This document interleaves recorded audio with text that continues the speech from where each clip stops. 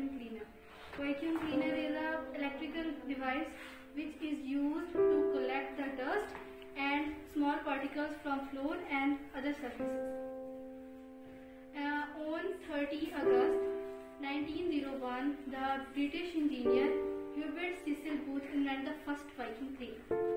The vacuum cleaner works with the Bernoulli principle, which states that the air speed is increased and the pressure is decreased. There are different types of vacuum cleaner. All of them have worked the same principle, creating negative pressure using a fan. अब मैं आपको बताऊंगी कि ये काम कैसे करता है. सपोज ये जो है ये डस्ट पार्टिकल्स है.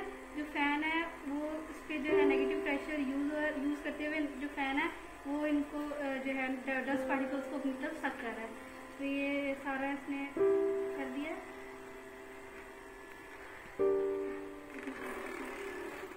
देन हमने फिर इसको ये फिर इसको थ्रो करते हैं.